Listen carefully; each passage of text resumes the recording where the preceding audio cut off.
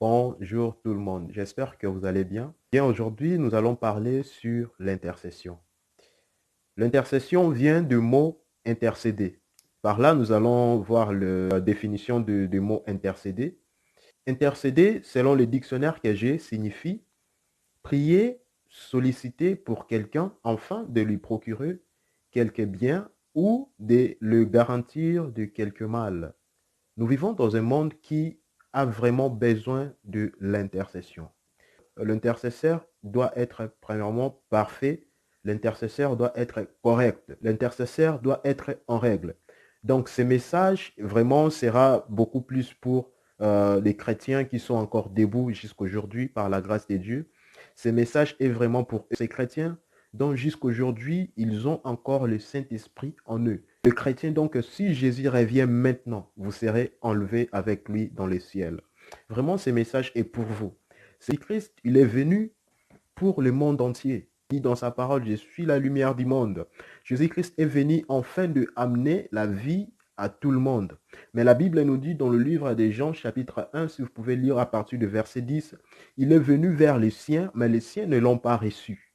Mais il est allé vers tout le peuple, vers toutes les nations. À ceux qui croiront en lui, il leur donne le pouvoir d'être faits enfants de Dieu. Il y a plusieurs personnes que nous voyons aujourd'hui sont à la prostitution. Il y a plusieurs de personnes que nous voyons aujourd'hui sont à la drogue, sont des voleurs, sont des assassins. Ne pensez pas que ces gens, l'enfer est vraiment pour eux. Si le Christ ne vient pas jusqu'aujourd'hui, c'est vraiment pour qu'ils puissent se repentir. Alors comment ces gens pourront se repentir si ceux qui sont sauvés ne font rien? Vraiment, je vous demande, à vous qui suivez cette vidéo, de prier, de intercéder pour ceux-là qui ne sont pas encore sauvés. Le souci d'un vrai chrétien dans ces temps, dans ces périodes que nous sommes en train de traverser, c'est de enrichir le royaume de Dieu et de appauvrir le monde des ténèbres ainsi que l'enfer. L'enfer n'a pas été créé pour l'homme. L'enfer a été créé pour Satan et ses démons. L'enfer n'a pas été créé pour l'homme. Si l'homme ira en enfer, c'est parce que l'homme ne veut pas se conformer à la parole de Dieu. Mais nous, l'Église, nous qui sommes sauvés, nous devons prier pour ce monde. Jésus-Christ n'est pas encore venu. C'est le temps que nous puissions nous lever de toutes nos forces. Si vous avez la force d'évangéliser, évangélisez. Si vous avez le temps de prier, vraiment priez pour le monde entier. Et surtout en plus pour nos familles. Peut-être que dans votre famille, vous le savez bien. Si Christ revient aujourd'hui, maintenant, dans votre famille, il y a des gens qui ne verront pas le royaume de Dieu. Mais qu'est-ce que vous faites? Vous qui êtes sauvés. Le temps vous est donné de prier pour votre propre famille, de prier pour tes frères, de prier pour tes sœurs, de prier pour ta mère, de prier pour ton père, de prier pour ton épouse, de prier pour ton époux, afin qu'il se repentisse, afin qu'il donne sa vie à Jésus. Dans le livre de Romains, chapitre 8, verset 34, la Bible nous explique que Jésus-Christ, il est à la droite de Dieu et il intercède en faveur de tous les saints. Vraiment, si lui-même Jésus intercède, pourquoi pas nous? Nous devons intercéder en faveur de nos familles. Nous devons intercéder en faveur des gens que nous côtoyons chaque jour. Et pourquoi pas intercéder même pour les gens que nous ne connaissons pas. Vous savez que si vous mourrez aujourd'hui, vous irez au paradis. Vous savez que si vous mourrez aujourd'hui, votre âme se reposera en paix. Mais regardez dans votre famille. Regarde ton fils, regarde ta fille, regarde ton père, regarde ta mère, regarde tes sœurs. Est-ce que s'ils meurent aujourd'hui, ils iront aussi à la paix que toi tu iras? Vraiment, il est temps que tu puisses te réveiller. Eh bien, aujourd'hui, nous allons lire un passage, un livre pour vous montrer le travail que Moïse a fait. Nous allons voir cet exemple. Cet exemple m'a vraiment touché. Nous allons lire le livre de Exode, chapitre 32, dans le verset 1, et nous allons lire de verset 1 jusqu'au verset 14. Nous allons lire petit à petit. Dans le verset 1, le peuple voit que Moïse met du temps avant de descendre de la montagne. Alors, les Israélites se réunissent près d'Aaron et lui disent, allez, fabrique-nous un Dieu qui marche devant nous. En effet, nous ne savons pas ce qui est arrivé à Moïse. Eh bien, dans ces contextes, je comprends que le peuple voit que Moïse met du temps avant de descendre de la montagne. Alors, les Israélites se réunissent près d'Aaron. C'est pareil avec ce monde. Aujourd'hui, nous sommes dans un monde, savez-vous qu'il y a plusieurs chrétiens qui n'ont plus la foi. Il y a plusieurs chrétiens qui ont perdu leur foi, qui ont abandonné. Ils avaient bien commencé à l'esprit, mais ils ont terminé charnellement. Je pense que Jésus-Christ est en train de prendre le temps. Ils pensent que comme Jésus-Christ n'est pas encore revenu, il ne viendra pas. Comme ce peuple est pensé que Moïse ne va plus descendre. Ils ne savent pas qu'est-ce qui lui est arrivé. Ils ont dit à Aaron, fais-nous un Dieu qui est visible. C'est veau d'or dans le monde d'aujourd'hui.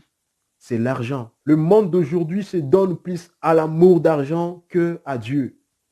Jésus-Christ dit dans sa parole, personne ne peut servir deux maîtres à la fois. Personne ne peut servir l'argent et Dieu. Il aimera l'un et il haïra l'autre. Il s'attachera à l'un et méprisera l'autre. C'est l'argent qui est le veau d'or de ces temps. Les fils des communions, les Israélites s'assoient pour manger et boire. Puis ils se lèvent pour s'amuser. Quelle abomination. Ils ont fait des sacrifices pour les veaux d'or. Ils ont fait le sacrifice pour ces statues qu'ils ont fait dans leurs propres mains. Dans le monde d'aujourd'hui, nous sommes en train de voir des gens qui font des sacrifices pour l'argent. Les gens sont prêts à sortir même à 3 heures du matin afin d'aller chercher de l'argent. Les gens sont prêts à faire tout, voire même tuer quelqu'un pour l'argent. L'amour que les gens ont pour l'argent est en train d'augmenter chaque jour. Pareil, ce peuple a pu faire le sacrifice pour ses veaux d'or. Ce peuple a pu faire le sacrifice pour un Dieu insignifiant. Et c'est ça qui a amené la colère dans le cœur de Dieu. Eh bien, nous allons lire la suite. Seigneur, calme le feu de ta colère. Renonce à faire du mal à ton peuple. Souviens-toi de tes serviteurs, Abraham, Isaac et Jacob. Tu leur as fait toi-même ces grands serments. Je rendrai vos enfants et les enfants de leurs enfants aussi nombreux que les étoiles du ciel. 10. Je ferai naître de toi un grand peuple. Dans le verset 10, nous voyons que Dieu a voulu faire naître de Moïse un grand peuple. Nous voyons que Dieu a vu l'unique personne juste en ce moment, c'était que Moïse. Parce que Moïse était dans sa présence. Pareil dans ce moment, vous qui êtes chrétiens, peut-être en ce moment vous êtes l'unique juste. Voyez-vous, le Seigneur a voulu faire naître de Moïse un grand peuple. Le Seigneur voulait donner que le privilège à Moïse à cause du péché. Oui, messieurs, dames, oui, mon frère, ma soeur.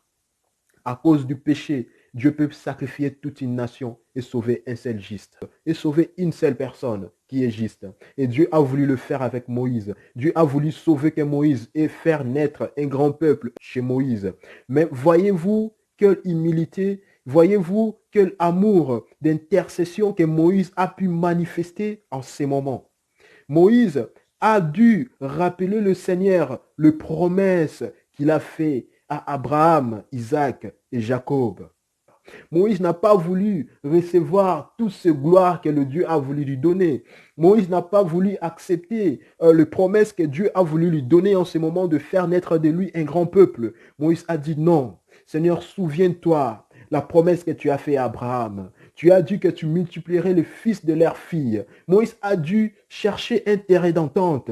Et dans le verset 14, nous voyons comment la colère de Dieu s'est apaisée. Aujourd'hui, peut-être c'est toi qui se tiens dans la présence de Dieu. Mais est-ce que tu pries pour ta famille? Est-ce que tu intercèdes en faveur de tes relations, des gens que tu côtoies à chaque jour? Tous ces gens-là qui font le mal jusqu'aujourd'hui, qui ne veulent pas se repentir, est-ce que tu prends le temps pour prier pour ces gens? Ne regarde pas leur apparence, mais imagine-toi de leur âme. Où ira leur âme? Oui, l'enfer existe. Les tourments existent. Si vous lisez dans le livre de Luc, vous allez voir l'histoire de l'homme riche et de Lazare. Il nous explique de l'enfer. L'homme riche était dans le tourment de l'enfer, qu'il demandait une goutte d'eau, une goutte d'eau. Voyez-vous comment nous buvons de l'eau? Mais il demandait qu'une goutte d'eau pour rafraîchir sa langue. L'enfer, les tourments de l'enfer, c'est terrible. Nous avons des témoignages des gens qui reviennent, de morts imminents qui reviennent lorsqu'ils témoignent des choses qu'ils ont vécues à l'enfer. Ça donne le froid. Ce n'est pas pour blaguer avec l'enfer. Les gens qui reviennent, ils disent qu'ils ont vu des gens être tourmentés, non avec le feu. Les gens ne sont pas tourmentés avec le feu. Imaginez-vous si ce n'est pas le feu. C'est quoi? C'est quoi qui tourmente les gens? L'enfer, c'est terrible. Si ils meurent aujourd'hui, leur beauté est vaine. La beauté de ces corps est vaine. Lorsque nous mourrons, ces corps se décomposent, deviennent une pourriture. Mais notre âme qui est la plus importante, c'est ça qui ira dans le jugement. Messieurs, dames, ne dors pas. C'est toi qui es saint. Tiens-toi à la brèche. Famille, le Seigneur veut vraiment sauver le monde. Oui, c'est la volonté de Dieu de sauver le monde. Mais il n'y a personne qui prie comment Dieu va sauver. Nous allons lire un verset qui nous explique. Ézéchiel, chapitre 22, dans le verset 30. Je cherche parmi eux un homme qui élève un mur, qui se tient à la brèche devant moi en faveur du pays, afin que je ne les détruise pas. Mais je ne trouve point. Voyez-vous, le Seigneur est en train de chercher quelqu'un qui se tient à la brèche. Le Seigneur est en train de chercher quelqu'un qui se tient debout, qui prie en faveur des autres. Mais il ne les trouve pas. Oui, si vous êtes saints, levez-vous. Il est temps de vous lever. Intercédons en faveur de nos familles. Intercédons en faveur de peuples, de gens qui sont en train de périr. Les temps que les gens passent dans des films, ce n'est pas le même temps que les gens passent dans la présence de Dieu. Les temps que les gens passent pour aller chercher de l'argent, ce n'est pas le même temps que les gens passent pour chercher la présence de Dieu. Ce n'est pas le même temps que les gens passent devant Dieu. Vraiment, je vous demande de prier pour vos familles, de prier pour le monde entier. Si Jésus-Christ ne revient pas jusqu'aujourd'hui, c'est pour les prostituées que nous voyons, c'est pour des voleurs que nous voyons à nos quotidiens, c'est pour tous ces gens-là qui sont de malfaiteurs que nous voyons, que nous côtoyons. C'est pour eux que Jésus-Christ ne revient pas jusqu'aujourd'hui. Jésus-Christ leur donne du temps. Jésus-Christ est patient. Eh bien, je vous rappelle une chose. C'est à vous d'implorer la faveur de Dieu dans leur vie. Dites au Seigneur de se rappeler, comme Moïse a pu rappeler le Seigneur, la promesse qu'il a faite à Abraham, Isaac et Jacob. Et de même aujourd'hui, nous allons rappeler au Seigneur l'alliance qu'il a faite en Jésus-Christ. Nous allons rappeler à Dieu qu'il n'est pas mort pour les saints, mais il est mort pour le pécheur. Si le monde était parfait, Jésus-Christ n'allait pas venir. Mais si Jésus-Christ était venu, si Jésus-Christ est venu, c'était pour ôter le péché du monde. Mais voyez-vous, le monde est en train de pleurer. Le monde attend que le chrétien puisse s'élever. Jésus-Christ dit dans sa parole, vous êtes la lumière du monde. Vous êtes le sel de la terre. Eh bien, c'est nous qui sommes la lumière du monde. Nous devons éclairer. Levez-vous aujourd'hui. Commencez à prier pour les autres. Commencez à prier pour votre famille. Commencez d'abord par votre famille. Et après, vous allez prier au-delà de votre famille. Jacques chapitre 5, verset 16. Confessez donc vos péchés les uns aux autres et priez les uns pour les autres, afin que vous soyez guéris. La prière fervente du juste a une grande efficacité. Vraiment, je vous demande, je termine ici, je vous demande de prier. Nous devons prier les uns pour les autres. C'est ça ce que Jacques dit. Nous devons prier les uns pour les autres. Et ensuite, à la fin, il dit, la prière d'un juste a une grande efficacité. Si vous êtes juste, si vous priez, le Seigneur va vous écouter. Le Seigneur écoutait Moïse, a pu entendre Moïse parce que Moïse était juste devant lui. Le Seigneur a baissé sa colère. Le Seigneur voulait agir, mais il a baissé sa colère parce que Moïse était juste devant lui. Le Seigneur a dû entendre. Je vous demande de prier pour votre famille, de prier pour le monde et l'humanité tout entière, afin qu'ils puissent se repentir. Que le Seigneur vous bénisse.